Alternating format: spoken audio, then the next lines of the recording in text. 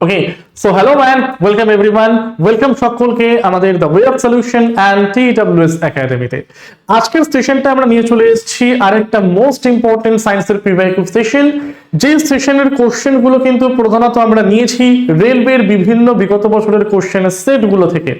আর এই প্রশ্নগুলো কিন্তু তোমাদের upcoming railway, RPF, SI constable থেকে শুরু করে গ্রুপ ডি থেকে শুরু করে এনটিপিসি টেকনিশিয়ান, এছাড়াও রেল এবং পুলিশের, এছাড়াও এসএসসির অন্যান্য চাকরির পরীক্ষার জন্য কিন্তু সেম ধরনের কোশ্চেন তোমরা দেখতে চলেছো আগামী পেপারগুলোতে। তো তাহলে চলো দেরি না করে শুরু করা যাক। আজকে আমরা প্রধানত প্র্যাকটিস সেট নাম্বার 5টাকে নিয়ে একটু আলোচনা করে নিই। স্যার, আজকের প্রথম প্রশ্ন এখানে কি বলা হচ্ছে একটু দেখুন তো। দেখো, আজকের ফার্স্ট প্রশ্ন কি বলছে, নিম্নলিখিত কোন বিবৃতিটি জেনারেটরের সম্পর্কে সত্য? নিম্নলিখিত কোন বিবৃতিটি জেনারেটরের সম্পর্কে সত্য? এটি যান্ত্রিক শক্তি থেকে বৈদ্যুতিক শক্তিতে রূপান্তর করে, এটি একদিনে 1000 কিলোওয়াট আওয়ার ব্যবহার করে, এটি উচ্চ ড্রিফট বেগ বা ভেলোসিটি আছে, এটি গতিশক্তি হতে স্থিতিশক্তির রূপান্তর। আচ্ছা, যারা যারা আমরা সেশনটাকে করছি তারা কিন্তু after the end of the session 20টা প্রশ্নের মধ্যে কার কটা প্রশ্ন ঠিক হলো, সঠিক অ্যান্সারটা কিন্তু আমাকে বা কতগুলো ঠিক করলে সেটা কিন্তু আমায় তোমরা কমেন্টের মধ্যে জানাতে ভুলবে না। আর তার সাথে সাথে সেশনের সাথে সাথে আমাদের আসতে চলুক এখানে, ঠিক আছে? তো তাহলে স্যার জেনারেটর কি করে স্যার? এটা তো আমার স্যার যান্ত্রিক শক্তিকে বৈদ্যুতিক শক্তিতে রূপান্তরিত করে দেয়। তার মানে যান্ত্রিক শক্তি টু বৈদ্যুতিক শক্তি রূপান্তর করবে আমার যেটা, তাকে আমরা সকলে এখানে কি নাম দেব? দ্যাট মিনস দ্য জেনারেটর কিন্তু নাম দিয়ে দেব। তাহলে তার সঠিক উত্তর কোনটা হচ্ছে? এখানে সঠিক উত্তর হয়ে যাচ্ছে আমার কিন্তু অপশন নাম্বার এটা। কোশ্চেন নাম্বার 2তে আমরা আসি। নাইক্রোমের গঠন কি যা একটি খাদ? নাইক্রোমের গঠন কি যা একটি খাদ?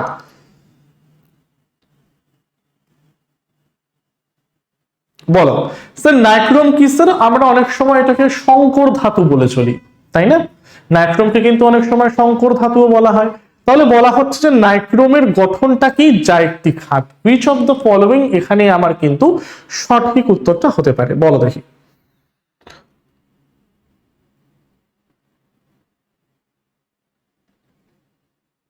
যা, নাইক্রোম যখনই পড়বে তখন মাথায় রাখবে যে নিকেল আর ক্রোমিয়াম। স্যার, এখানে একটা জিনিস আমরা দেখতে পাচ্ছি যে নিকেল আর ক্রোমিয়াম কোথায় আছে? নিকেল ক্রোমিয়াম কোথায় আছে? অপশন নাম্বার সি তে আছে, অপশন নাম্বার এ তে আছে। নাইক্রোম মূলত তুমি এটা দিয়েও মাথায় রাখতে পারো যে NiCr, এটাই হলো গিয়ে আমাদের নাইক্রোম, অর্থাৎ নিকেল প্লাস ক্রোমিয়াম। অফেন বা কিছু কিছু সময় আমরা কিন্তু এটার মধ্যে আয়রনটাকেও দেখতে পাই।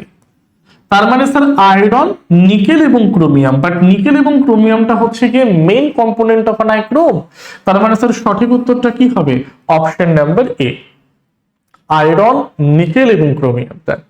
কোশ্চেন নাম্বার 3 বলছে ওজনের এসআই একক ড্যাশের এককের সমান। দেখি কমেন্টে অ্যান্সার করো সকলে তোমরা। ওজনের এসআই একক ড্যাশের এককের সমান। স্যার, আমরা কি জানি ওজন বা ওয়েট মানে কি? বাংলায় যাকে বলা হয় ওজন বা ভার, আর স্যার যাকেই আমরা ইংলিশে বলি হচ্ছে গিয়ে এখানে ওয়েট। এটার অর্থটা হচ্ছে গিয়ে ভর ইনটু অভিকর্ষজ ত্বরণ। এটার অর্থটা কি? এটার অর্থটা হলো ভর ইনটু অভিকর্ষজ ত্বরণ। অর্থাৎ বলা যায় যে মাস ইনটু গ্র্যাভিটেশনাল অ্যাক্সেলারেশন, যাকেই আমরা ওজন বা ভার বা ওয়েট বলে চলি। আচ্ছা স্যার, আপনি এখানে ত্বরণটা নিয়েছেন অভিকর্ষজ ত্বরণ, মানে পৃথিবী কোনো বস্তুকে তার কেন্দ্রের দিকে টানছে, যে টানের ফলে বা যে অভিকর্ষের ফলে সেই বস্তুর মধ্যে যে ত্বরণটা সৃষ্টি হয় তাকেই বলা হয় গ্র্যাভিটেশনাল অ্যাক্সেলারেশন বা অভিকর্ষজ ত্বরণ। স্যার, এটাও তো ওয়ান টাইপ অফ ত্বরণই হলো, তাই না? তো আমরা আরেকটা পয়েন্ট তো শিখেছি স্যার, বল মানে কি? বল মানে হচ্ছে গিয়ে ভর ইনটু ত্বরণ, এটাও আমরা শিখেছি। তার মানে স্যার বলা যেতে পারে যে ওজনটা হচ্ছে গিয়ে ওয়ান টাইপ অফ বা এক ধরনের বল। বলবে হ্যাঁ স্যার অবভিয়াসলি। তাহলে ওজনের এসআই একক কার সাথে সমান হবে? অপশন নাম্বার বি, বলের সাথে সমান হবে। ঠিক আছে, চাপের একক হচ্ছে গিয়ে পাস্কেল, ভরের একক হচ্ছে গিয়ে কেজি। পরেরটায় যাচ্ছি, কোশ্চেন নাম্বার 4, জলে হাইড্রোজেন এবং অক্সিজেনের অনুপাত বা ভর এই রূপে অবস্থিত। জলে অক্সিজেনের ভর এই রূপে অবস্থিত, অক্সিজেন এবং হাইড্রোজেনের অনুপাতটা এই রূপে অবস্থিত জলের মধ্যে।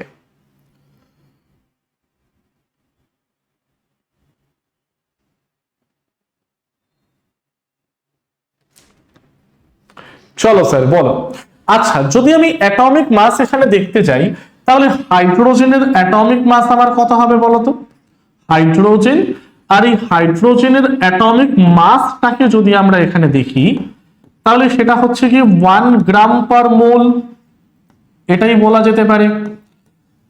আচ্ছা, এটা কিন্তু একটা হাইড্রোজেনের, কিন্তু যদি আমি বলি দুটো হাইড্রোজেনের ক্ষেত্রে কি হবে, 2 গ্রাম পার মোল হয়ে যাবে।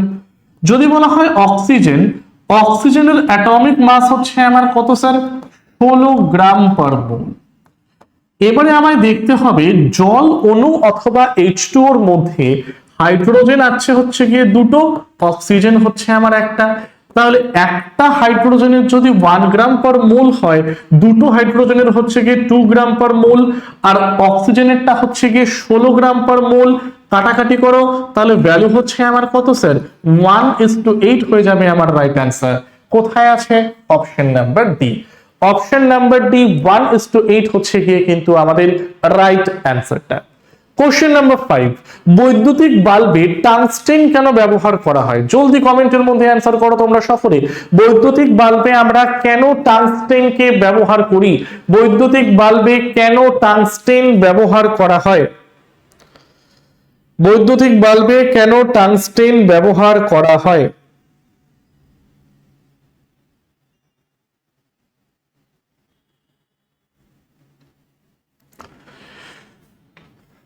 তিনটে পয়েন্ট মাথায় রাখবি স্যার। টাংস্টেন, টাংস্টেন হচ্ছে একটা উচ্চ গলনাঙ্ক বিশিষ্ট পদার্থ, বা যেটাকে আমরা ধাতুও বলতে পারি অনেক ক্ষেত্রে, তাই না? তো উচ্চ গলনাঙ্ক বিশিষ্ট হয়ে থাকে আমাদের টাংস্টেনটা। সাধারণত ঘরের তাপমাত্রায় বা ঘরের উষ্ণতায় সে গলে যায় না, আর সে অত্যাধিক উচ্চ তাপমাত্রায় জ্বলতে পারে। এর জন্যই কিন্তু আমরা সচরাচর টাংস্টেনটাকে ব্যবহার করি বৈদ্যুতিক বাল্বে। তার মানে কি বললাম? উচ্চ গলনাঙ্ক বিশিষ্ট, ঘরের তাপমাত্রায় গলে না, উচ্চ গলনাঙ্ক বিশিষ্ট। সঠিক উত্তরটা কি হবে স্যার? অপশন নাম্বার সি হলো গিয়ে আমাদের কারেক্ট অ্যান্সার। ঠিক আছে। আচ্ছা, এখানে একটা কোশ্চেন আমি রেখে গেলাম, বৈদ্যুতিক বাল্বের মধ্যে কোন গ্যাস ভরা থাকে? আমাকে কিন্তু কমেন্টের মধ্যে তোমরা জানাবে যে কোন গ্যাস দ্বারা পরিপূর্ণ থাকে বৈদ্যুতিক বাল্বের ভেতরটা। টাংস্টেন তো হচ্ছে কি যেটা জ্বলছে, যার ফলে আলোটা আমার তৈরি হচ্ছে, তাই না? পরেরটা বলো, নিম্নলিখিত কোনটি পুরুষ প্রজননের অংশ নয়, বা পুরুষ প্রজনন তন্ত্রের অংশ নয়, ভালো করে বলা উচিত ছিল। নিম্নলিখিত কোনটি পুরুষ প্রজনন তন্ত্রের অংশ নয়? নিম্নলিখিত কোনটি পুরুষ প্রজনন তন্ত্রের অংশ নয়? সার্ভিক্স, প্রোস্টেট গ্রন্থি বা প্রোস্টেট গ্ল্যান্ড, অন্ডকোষ বা স্ক্রোটাম, শুক্রাশয় অথবা টেস্টিস। স্ক্রোটাম কিন্তু অন্ডকোষকে সচরাচর বলে না। স্ক্রোটাম মানে হচ্ছে গিয়ে আমার মানে ছেলেদের যে টেস্টিস দুটো হয়, এই টেস্টিসটা দেহের বাইরে যে থলির মতন গঠনে আবদ্ধ থাকে তাকে বলা হয় স্ক্রোটাম। ঠিক আছে। টেস্টিস তো আমরা জানি যেখান থেকে আমাদের শুক্রাণুটা তৈরি হয়, আর এছাড়াও টেস্টোস্টেরন নামে হরমোনটাও এখান থেকে বের হয়। প্রোস্টেট গ্রন্থি বা প্রোস্টেট গ্ল্যান্ড, এটাও ছেলেদের প্রজনন তন্ত্রের অংশ, বাট নয় কোনটা স্যার? নয় হচ্ছে কি সার্ভিক্সটা। এই সার্ভিক্স কিন্তু স্যার স্ত্রী প্রজনন তন্ত্রের একটি গঠন। সার্ভিক্সটা কি স্যার? সার্ভিক্স হলো স্ত্রী প্রজনন তন্ত্রের একটি গঠন, কিন্তু আমরা এটাকে এখানে বলতে পারি। তার মানে সঠিক উত্তর কোনটা? অপশন নাম্বার এ হচ্ছে কি আমাদের কারেক্ট অ্যান্সার। কোশ্চেন নাম্বার 7 বলো, একটি বস্তুর ভর 50 কেজি এবং গতিবেগ 6 মিটার পার সেকেন্ড হলে বস্তুটির ভরবেগ নির্ণয় করো। একটি বস্তুর ভর 50 কেজি ও গতিবেগ 6 মিটার পার সেকেন্ড হলে বস্তুটির ভরবেগ নির্ণয় করো। স্যার ভরবেগ বার করতে বলেছে, মোমেন্টাম বার করতে বলেছে আমাকে, তাই না? তো তাহলে আমরা কি বলি? ভরবেগ, দ্যাট মিন্স স্মল পি। ভরবেগ মানে কি? এখান থেকেই আমরা পাবো যে ভর ইনটু বেগ। স্যার ভর মানে হচ্ছে মাস, বেগ মানে হচ্ছে দ্যাট মিন্স ভেলোসিটি। মানটাকে আপনি বসান তো। ভর বলেছে আমাকে এখানে 50, গতিবেগ আমাকে বলেছে 6, একক কি হবে কেজি মিটার পার সেকেন্ড। তাহলে 50 গুণ 6 করলে 300, 300 KG into metre into second to the power -1, 300 KG metre second to the power -1। Option number D হলো গিয়ে কিন্তু আমাদের কারেক্ট অ্যান্সার। ঠিক আছে, অপশন নাম্বার ডিটা কিন্তু আমাদের এখানে হয়ে গেল কারেক্ট অ্যান্সার। কোশ্চেন নাম্বার 8 বলো সকলে, 2 কেজি ভর বিশিষ্ট একটি ধাতব গোলা 36 কিলোমিটার প্রতি ঘন্টা গতিবেগে 3 কেজি ভর বিশিষ্ট একটি স্থির গোলার উপর এসে আছড়ে পড়ে। আবার ভালো করে বলছি, পয়েন্টটাকে বোঝো। 2 কেজি ভর বিশিষ্ট একটি ধাতব গোলা 36 কিলোমিটার প্রতি ঘন্টা গতিবেগে 3 কেজি ভর বিশিষ্ট একটি স্থির গোলার ওপর এসে আছড়ে পড়ে। এই ধাক্কার পর যদি দুটি গোলাই একসাথে এগিয়ে যায়, তাহলে ধাক্কার ফলে হারানো গতিশক্তির পরিমাণটা এখানে আমার কত হতে পারে? বলে ফেলো সকলে। Question number 8, which of the following is your correct answer? গতিশক্তির পরিবর্তন, তাই না?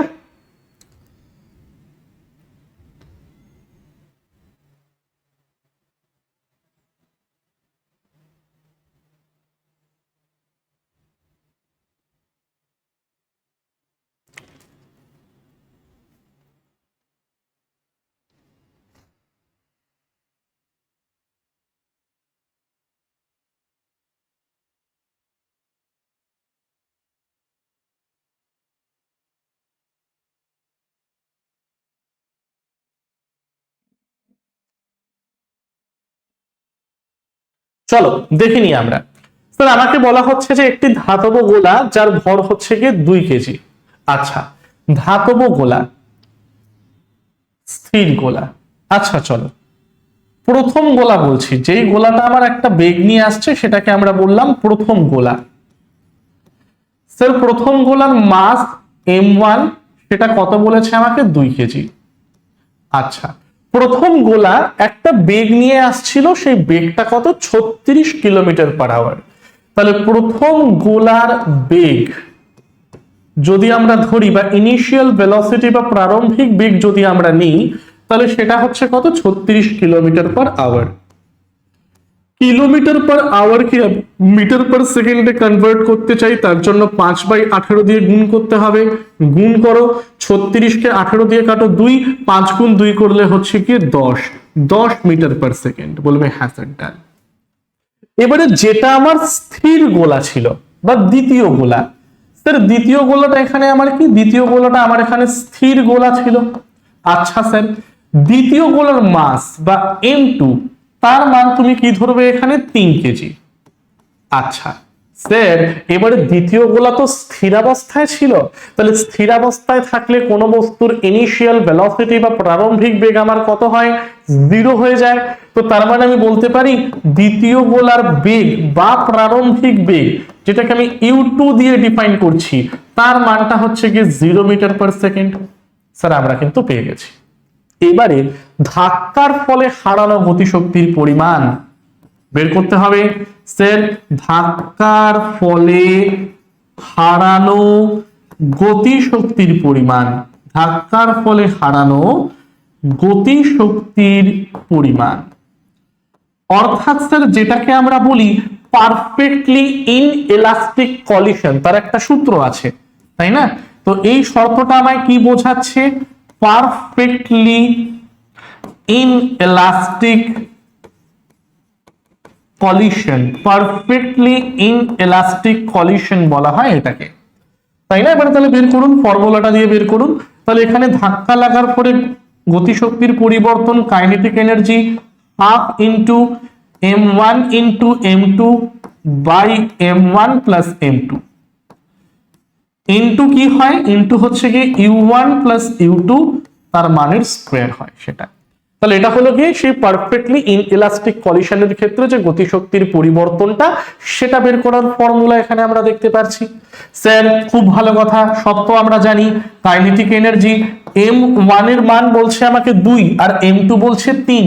এখানে একটু খেলাটা খেলে নি, 2 ইন্টু 3, নিচে ব্র্যাকেটে আমরা রাখবো হচ্ছে কি 2 প্লাস 3। আচ্ছা, দুটোর গতিবেগ, প্রথমটার হচ্ছে 10, দ্বিতীয়টার হচ্ছে 0, তাহলে 10 যোগ 0 তার স্কয়ার। ব্যাস, পয়েন্টে পয়েন্টে বসো, পয়েন্টে পয়েন্টে খেলো।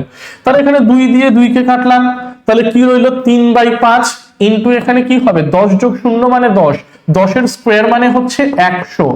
তাহলে kinetic energy equal to 3 into 100/5, কাটাকাটি করো 20, 20 ইনটু 3 করলে ভ্যালু হচ্ছে আমার কত 60 জুল।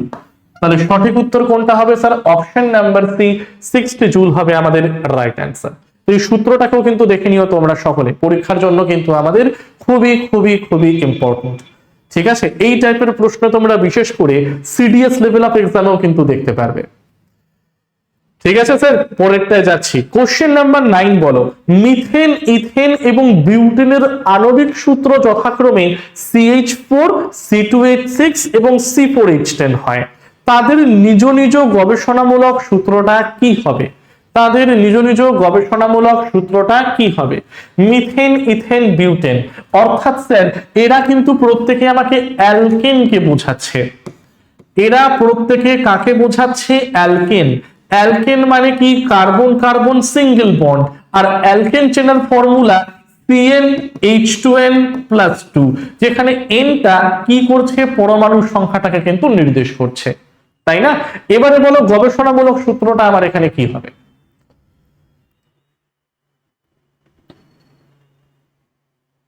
এবারে আমাকে জানাও যে গবেষণামূলক সূত্রটার এখানে কোন রকম চেঞ্জেস আমরা দেখতে পারবো।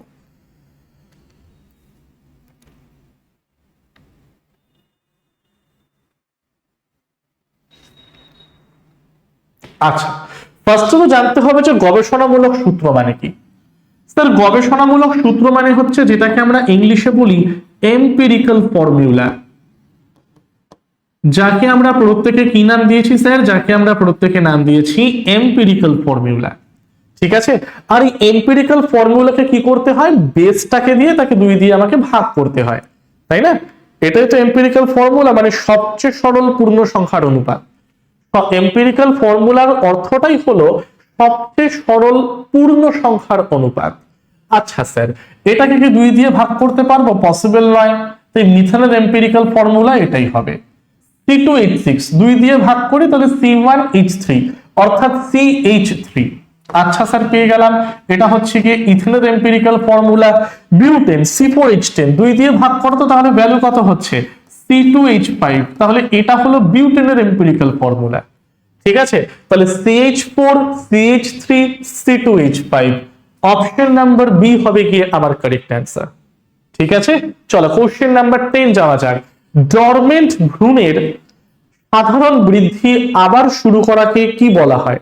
ডরমেন্ট ভ্রূণের সাধারণ বৃদ্ধি আবার শুরু করাকে কি বলা হয়?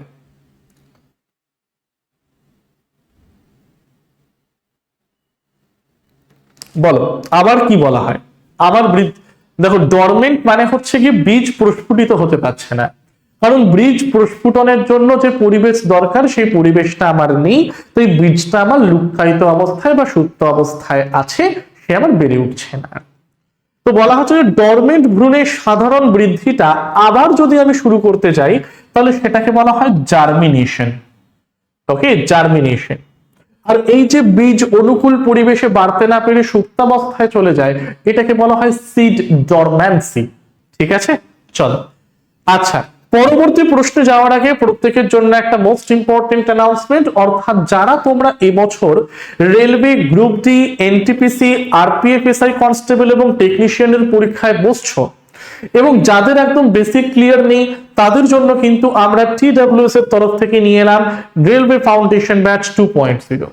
এটা কিন্তু সম্পূর্ণ থিওরি ভিত্তিক একটা ব্যাচ তোমাদের এখানে আনা হয়েছে, যেখানে তোমাদের প্রত্যেকটি বিষয়ের প্রত্যেকটি টপিক একদম বেসিক থেকে অ্যাডভান্স লেভেল পর্যন্ত, সেই লেভেল পর্যন্ত question, theory, previous year question, most expected question, plus physics এবং কেমিস্ট্রির জন্য স্পেসিফিক্যালি নিউমেরিক্যাল সব কিন্তু আলোচনা করা হবে এই ব্যাচটার মধ্যে। তো যাদের যাদের মনে হচ্ছে স্যার আমার সায়েন্সে দুর্বল, স্যার আমি অঙ্কে দুর্বল, তাদের আর চিন্তার কারণ নেই, সবকিছুর সলিউশনই একটা ব্যাচের মধ্যেই তোমাদের রয়েছে। সমস্ত বিষয় সিলেবাস ভিত্তিক ক্লাসেস তোমরা পাবে। সোম থেকে শনি রোজ ক্লাসেস হবে তোমাদের। প্রতিটি ক্লাসের পিডিএফ, ক্লাসের পর তার পিডিএফটাও পেয়ে যাবে, প্লাস লাইভ রেকর্ডেড ভার্সনও কিন্তু তোমার থাকছে। অর্থাৎ এটা আমার সম্পূর্ণ একটি লাইভ ব্যাচ, যেখানে তুমি সরাসরি তোমার কোনো জায়গায় আটকালে ফ্যাকাল্টিদের সাথে তুমি কিন্তু ইন্টারাকশন করেও নিতে পারো। ঠিক আছে। আর আফটার ক্লাস কেউ যদি লাইভটাকে দেখতে না পারো, তাহলে তার রেকর্ডেড ভার্সনটাও তুমি অ্যাপের মধ্যে পেয়ে যাবে। সম্পূর্ণ ব্যাচের ভ্যালিডিটি হচ্ছে গিয়ে 12 মাসের জন্য, কিন্তু 4 মাসের মধ্যে তোমাদের কোর্সটাকে কমপ্লিট করিয়ে দেওয়া হবে। যারা যারা এখনো পারচেজ করোনি বাট রেলওয়ের ফর্ম ফিল আপ করতে চলেছো, তাই তারা কিন্তু আর দেরি না করে চট জলদি পারচেজ করে নাও রেলওয়ে ফাউন্ডেশন ব্যাচটিকে। চলো পরের কোশ্চেনে আসছি স্যার আমরা। পরের প্রশ্নে বলছে ওজন ছাড়া নিচের কোনটিকে মৌলের মৌলিক বৈশিষ্ট্য হিসেবে ধরা হয়? ওজন ছাড়া নিচের কোনটিকে মৌলের মৌলিক বৈশিষ্ট্য হিসেবে ধরা হয়? সঠিক উত্তরটা কি? পারমাণবিক সংখ্যা। Option number C. Option number C পারমাণবিক সংখ্যা। ঠিক আছে। কোশ্চেন নাম্বার 12, ড্যাশের একটি সম্পূর্ণ ভরাট সব থেকে উপরের শেল আছে। হ্যাঁ, আচ্ছা, সব থেকে উপরের সেল সম্পূর্ণ ভরাট আছে হতো, ড্যাশের একটি সম্পূর্ণ ভরাট সেল আছে সব থেকে উপরে, সেটা কি জানতে চেয়েছে আমার এখানে? আচ্ছা, উপরের সেল মানে হচ্ছে কি সর্ববহিস্থ কক্ষ। সর্ববহিস্থ কক্ষ কাদের ফিল আপ করা থাকে? আমাদের নিষ্ক্রিয় গ্যাসদের। তাহলে নিষ্ক্রিয় গ্যাস এখানে খুঁজে বের করো তুমি। নিষ্ক্রিয় গ্যাস হচ্ছে কি রেডিয়াম এবং জেনন।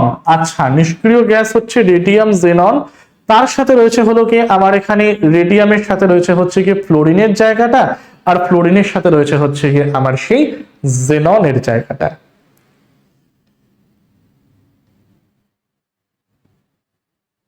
ঠিক আছে। Helium, neon, argon, krypton, xenon, radon. Sorry, radium তো আমার নয় রে, জেনন হবে আমার right answer. Option number C xenon.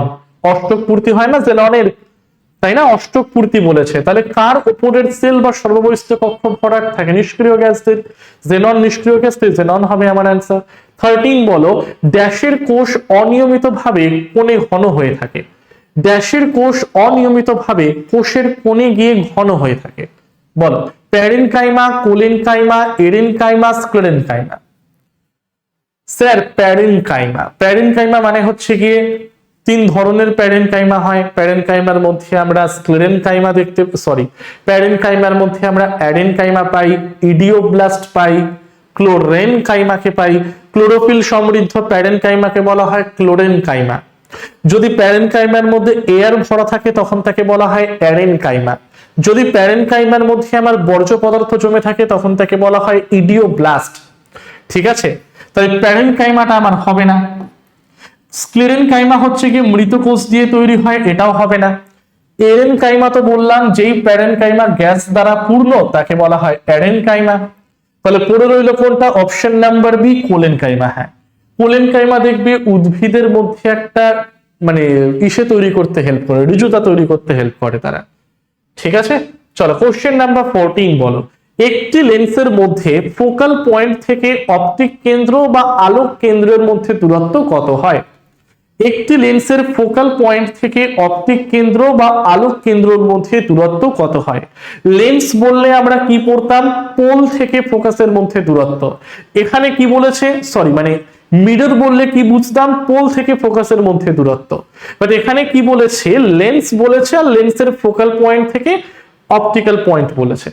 তাহলে এর যে মাঝখানে ডিস্টেন্সটা হয় সেটাকে আমরা বলি হচ্ছে কি ফোকাস দৈর্ঘ্য বা focal length. Option number D. ঠিক আছে। যেরকম আমরা মিররের ক্ষেত্রে পড়ি না, মিররের ক্ষেত্রে হচ্ছে গিয়ে পোল এবং ফোকাস এর মাঝখানে যে ডিস্টেন্সটা হয় তাকেই বলা হয় ফোকাস কেন্দ্র ফর দ্য মিরর। চলো পরেরটা বলো, একটি 10 গ্রাম ভরযুক্ত কণাকে 5 মিটার পার সেকেন্ড গতিতে উলম্বভাবে ওপরের দিকে ছোড়া হলো। যে সময় ধরে কণাটি ওপরের দিকে যায় সেই সময় মাধ্যাকর্ষণ শক্তি দ্বারা সম্পাদিত কার্য কত হবে? তাই না স্যার? মাধ্যাকর্ষণ শক্তি দ্বারা সম্পাদিত কার্য কত হবে? বলো।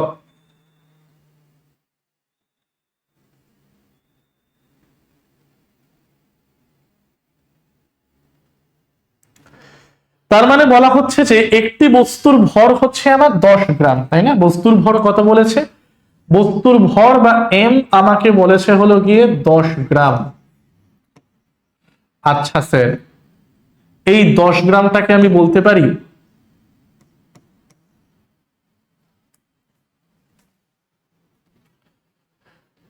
100 যদি করি, আচ্ছা এটাকে 100 করে না, হিসেবে মিলে যাবে তাহলে। 100, 5, এটাকে 100 করো তো, এটাকে 100 করো, ঠিক আছে? এটাকে 100 করো, তার মানে 100 গ্রাম হলে আমরা বলতে পারি মাস হচ্ছে কি 0.1 কেজি। উলম্ব গতিতে উপরের দিকে ছোড়া হলো, আচ্ছা ছোড়া হচ্ছে 5 মিটার পার সেকেন্ডে, তাহলে ইনিশিয়াল ভেলোসিটি হচ্ছে আমার কত? ইনিশিয়াল ভেলোসিটি হলো কি 5 metre per second. Final velocity কত হবে আমার? 0 মিটার পার সেকেন্ড, কারণ বস্তুটা যখন ধীরে ধীরে উপরের দিকে উঠবে, উপরে ওঠার পর একটা সময় স্থির হবে, স্থির হয়ে আবার নিচে পড়বে। তো যখন উপরে গিয়ে স্থির হলো তখন তার ফাইনাল ভেলোসিটি হচ্ছে আমার 0 মিটার পার সেকেন্ড, তাই না? আর যে সময় ধরে কণাটি উপরের দিকে যায় সেই সময় মাধ্যাকর্ষণ শক্তি দ্বারা সম্পাদিত কার্য m into G into H. H তো আমি স্যার জানি না, তাহলে কি করে বার করব বলুন তো? আচ্ছা, এই ইকুয়েশন অফ দ্য মোশন কাজে লাগাও তো। মোশন আন্ডার গ্র্যাভিটির ক্ষেত্রে যে V square equal to U square minus 2 into G into H, তাই না? আচ্ছা, তার মানে এখানে বি স্কোয়ার হচ্ছে 0, ইউ স্কোয়ার এর মান হচ্ছে গিয়ে 5, অর্থাৎ 5 এর স্কোয়ার মাইনাস 2, গ্র্যাভিটির মানটা ধরে নাও 10, আর এইচ এর মানটা তো আমি জানি না, এইচ এর মানটা আমাকে এখানে বের করতে হবে। বাহ, খুব ভালো কথা। তাহলে 5 এর স্কোয়ার মানে 25, 2 গুণ 10 মানে হচ্ছে কি 5, 20, তাহলে 25 মাইনাস 20 করলে ভ্যালু হচ্ছে 5, তাহলে হাইটের মানটা হচ্ছে আমার কত স্যার? 5 মিটার। হাইটের মান আমার এখানে কত হচ্ছে? হাইটের মানটা কিন্তু আমার এখানে হয়ে যাচ্ছে 5 মিটার, তাই না? হাইটের মান আমরা পেয়ে গেলাম হচ্ছে কি 5 মিটার মতন।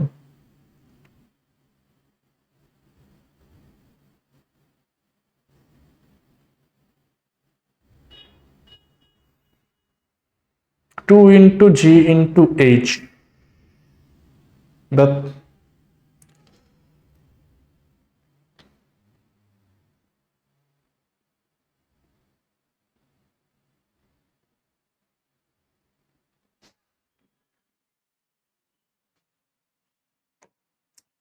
আচ্ছা যদি এটাকে আমরা কাটাকাটি করি তাহলে কি পাবো? তো এটাকে এখানে নিয়ে চলে আসো, that means 20h equal to 25, তাই না? ভুল করলাম, ওটা h বাই 25/20 করে ফেলো, তাহলে 25/20 করলে ভ্যালু কত হচ্ছে তোমার? ভ্যালু হয়ে যাচ্ছে এখানে 2 গুণ 10, আর এটা হচ্ছে কি h এর পার্ট, h আমাকে বের করতে হবে, 5 5 25, ওকে। তাহলে 20/25 করো, কত হবে? 0.125 মতো হবে আমার, তাই না? 0.125 মতো অ্যান্সার হবে আমাদের হাইট। ওকে স্যার, ডান। তো এটা আমি পেয়ে গেলাম এখানে। এবারে আমাকে বের করতে হবে হচ্ছে কি ফোর্সটাকে, কারণ ওয়ার্ক ডান জানতে গেলে আমাকে কি জানতে হয়? ওয়ার্ক ডান জানতে গেলে ফোর্স আর ডিসপ্লেসমেন্ট জানতে হয়। ডিসপ্লেসমেন্ট তো আমি এখানে পেয়েই গেলাম 0.125 মিটার, এটা হচ্ছে ডিসপ্লেসমেন্টের ভ্যালুটা। এবার আমাকে বল বার করতে হবে বা ফোর্সটাকে বার করতে হবে। স্যার ফোর্স বের করার ফর্মুলাটা কি? Mass into gravitational acceleration. Mass আমার এখানে হচ্ছে 0.1, গ্র্যাভিটেশনাল অ্যাক্সিলারেশন মানে হচ্ছে আমার এখানে 10। ঠিক আছে, তাহলে কত হচ্ছে ব্যাপারটা? ব্যাপারটা হয়ে যাচ্ছে আমাদের 1 নিউটন হচ্ছে আমাদের অ্যান্সারটা, সরি মানে 1 নিউটন হচ্ছে আমার ফোর্সের জায়গাটা। তাহলে আমাকে বের করতে হবে ওয়ার্ক ডান। ওয়ার্ক ডান মানে বস্তুটাকে উপরের দিকে ছুড়লাম কিন্তু মাধ্যাকর্ষণ কাজ করছে নিচে, তাহলে ফোর্সের ডাইরেকশন নিচে, ডিসপ্লেসমেন্টের ডাইরেকশন উপরে, দুটোর মাঝখানে যে অ্যাঙ্গেলটাকে আমরা এখানে তৈরি হতে দেখলাম সেটা হচ্ছে কি 180 ডিগ্রি। তাহলে আমরা কি পড়ব? W equal to F H into cos 180 degree, তাই না? ফোর্স হচ্ছে 1, হাইট আমাকে কত বলেছে এখানে? হাইট আমাকে বলেছে হলো গিয়ে, ওরে এটা 1.25 হবে, 5 দিয়ে কাটো 5, 5 দিয়ে কাটো 4, তাহলে 1.25 মিটার হবে আমার এখানে অ্যান্সারটা। আর এখানে ভরটাকে তুমি 10 গ্রামই ধরো, ঠিক আছে? মাস যদি আমি এখানে 10 গ্রামই ধরি তাহলে ভ্যালু হচ্ছে কি 0.01 কেজি, তাই না? তাহলে এখানে বসাও যে ফোর্স হচ্ছে গিয়ে কত, 0.01 কেজি আমি ধরলাম, তাহলে এটা হচ্ছে কি 0.1 নিউটন, ফোর্স হচ্ছে কি 0.1 নিউটন, হাইটের মানটা হচ্ছে কি আমার এখানে 1.25, আর cos 180 মানে হচ্ছে -1, তাহলে ভ্যালুটা আমার এখানে ফাইনালি কত হচ্ছে -1 1.25 1.25। এখানে একটা কাজ করো, এটা 100ই ধরো, বারবার এটা নিয়ে আমাদের একটুখানি সমস্যাটা হচ্ছে পয়েন্টের ক্ষেত্রে। ঠিক আছে, মাসটাকে সবাই একটু চেঞ্জ করে নাও, মাসটা এখানে তুমি 100 গ্রামই করো, মাসটাকে এখানে তুমি 100 গ্রাম নাও, তাহলে 100 গ্রাম যদি আমার মাস হয় তাহলে এটা হচ্ছে কি 0.1 কেজি হবে, তাহলে এটা হচ্ছে 0.1 ইন্টু 10 করলে কত হবে 1 নিউটন হবে, আর এখানে 1 নিউটন ইন্টু 1.25 করো, তাহলে এটা বেরোবে আমার answer, that means option number D. মাসটাকে একটু চেঞ্জ করে নাও, মাসটাকে একটু চেঞ্জ করে নাও, ঠিক আছে।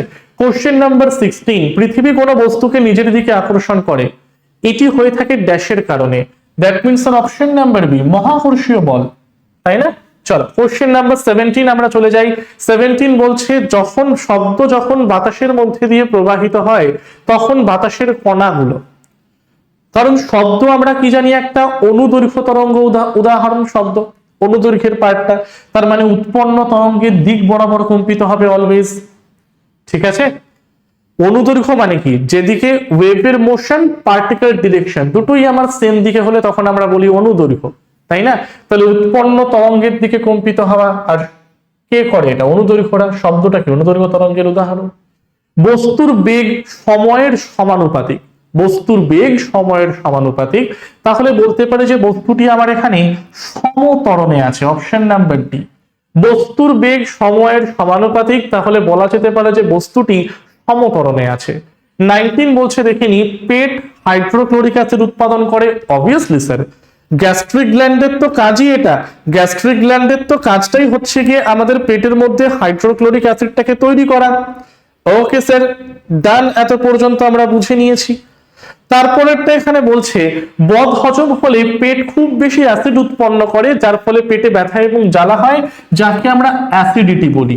স্যার এটাও আমাদের ঠিক, এ আর বি দুটোই আমাদের ঠিক। সি কি বলছে, ব্যথা থেকে মুক্তি পেতে অ্যান্টাসিড নামক ক্ষার ব্যবহার করা হয়, অবভিয়াসলি অ্যাসিডিটি থেকে মুক্তি পেতে অ্যান্টাসিড নামক ক্ষারই তো ব্যবহার করব আমরা, anti acid. Milk of magnesia, এটা হচ্ছে একটা অ্যান্টাসিড হিসেবেই ব্যবহার করা হয়, একদম ঠিক। A B C D, option number C হলো কি আমাদের কারেক্ট অ্যান্সার, ঠিক আছে। আজকের লাস্ট কোশ্চেন আমরা দেখিনি, শুকনো লিটমাস পেপারে কি পরিবর্তন ঘটবে যখন শুকনো HCl গ্যাসের সংস্পর্শে আসবে, বা HCl গ্যাসের সংস্পর্শে আসবে বলা ভালো। তো এটা সঠিক উত্তর যে কোনো রকমই কিন্তু পরিবর্তনটাকে আমরা এখানে আর ঘটতেই দেখব না, ওকে।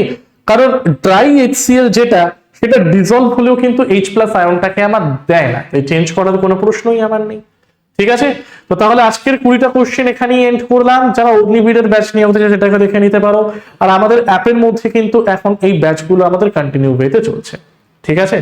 আমাদের Telegram channel the way of solution join করতে ভুলবে না, এন্ড এই 3টে YouTube channel the way of solution, TWS academy and TWS smart, এই 3টে ইউটিউব চ্যানেলকে কিন্তু ফলো করতে ভুলবে না, কারণ যে কোনো সরকারি চাকরির অথেন্টিক নিউজ ক্লাসেস থেকে শুরু করে কিন্তু সবকিছু আমরা এগুলোর মধ্যেই তোমাদেরকে প্রোভাইড করে থাকি। তাহলে আজকের সেশনটাকে এই পর্যন্তই রাখলাম। টিল দেন সকলকে থ্যাংক ইউ এভরিওয়ান।